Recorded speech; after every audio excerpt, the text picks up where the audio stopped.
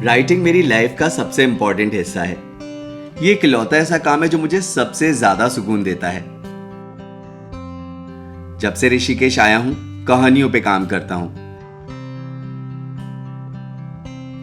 कहानियों को पन्ने पे उतारना और उनके वीडियो बनाकर आप तक पहुंचाना अब मेरा फेवरेट जॉब है। तो इस काम को आगे बढ़ाते हैं और चलते हैं ऋषिकेश से 32 किलोमीटर दूर झिलमिल गुफा की ओर।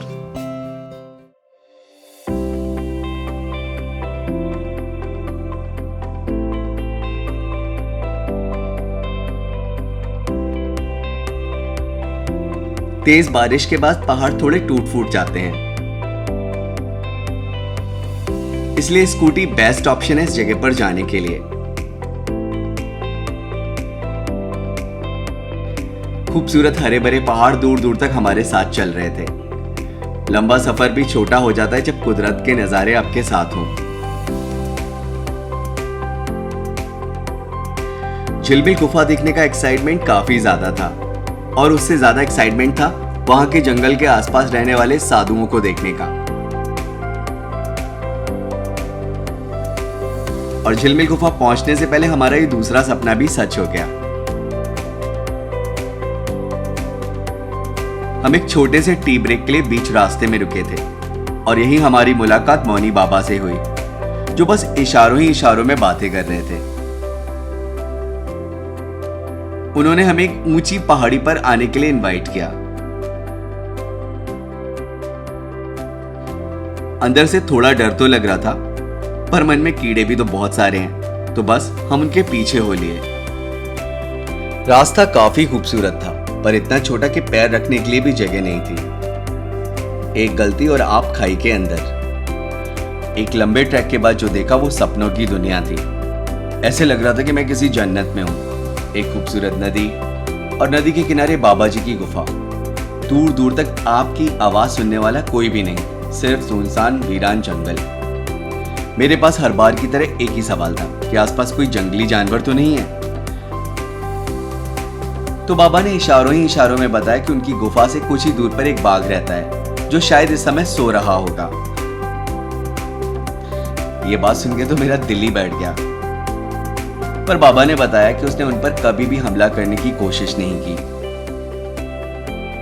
पर यह सब सुनना बिल्कुल नॉर्मल नहीं था।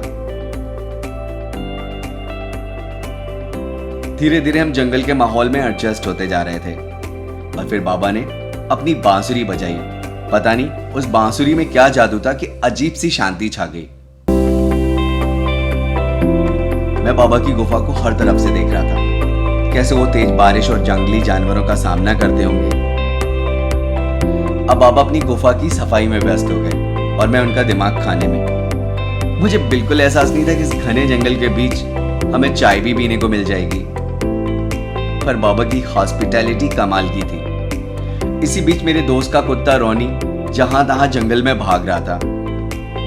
डर लग रहा था कि वो किसी जंगली जानवर का निवाला ना बन जाए, पर रोनी अपने दिल की करता है। कुछ देर शूट करने के बाद हमने बाबा से विदाई ली और झिलमिल गुफा की तरफ निकल पड़े।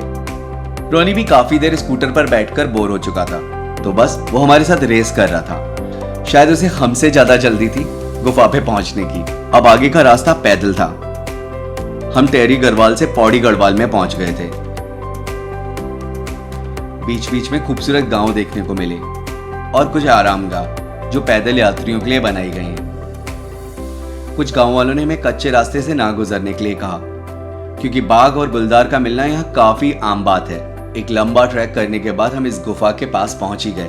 कहते हैं कि ये गुफा सतयुग से यहाँ पर अस्तित्व में है। गुफा में चढ़ने के लिए छोटी सी सीढ़ियां हैं जो काफी स्लिपरी हैं, इसलिए थोड़ा सा ध्यान देने की जरूरत पड़ती है। कहानी के अनुसार गुरु गोरखनाथ ने यहाँ पर शिव जी की घनघोर तपस्या की और उनका शिव जी से यहाँ पर संवाद भी हुआ और उसके बाद उन्होंने यहाँ पर 6,06,000 मंत्रों को भी सिद्ध किया। मैं हैरान था उस चमत्कार को देखकर जिसके बारे में मैंने कई लोगों से सुना था। पूरी गुफा में बारिश के टाइम पानी रिसता रहता है, लेकिन गोरखनाथ की धूनी का हिस्सा ऊपर से पूरी तरह से खुला हुआ है, पर बारिश की एक बूंद भी यहाँ पर नहीं गिरती। यहाँ धूनी सतत जलती रहती है।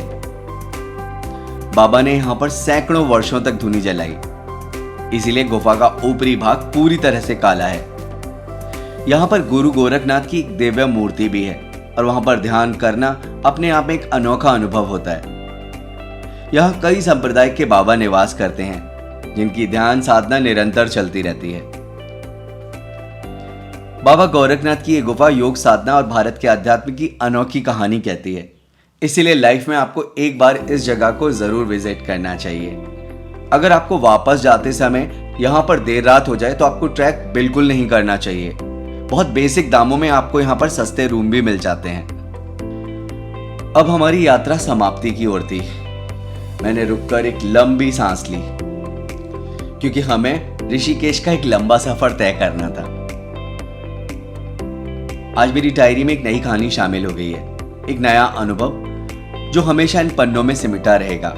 अगर आप भी अपनी डायरी में एक ऐसा पन्ना जोड़ना चाहते हैं तो ऋषिकेश की ऐसी ऑफ बीट जगह को जरूर विजिट करते रहिए।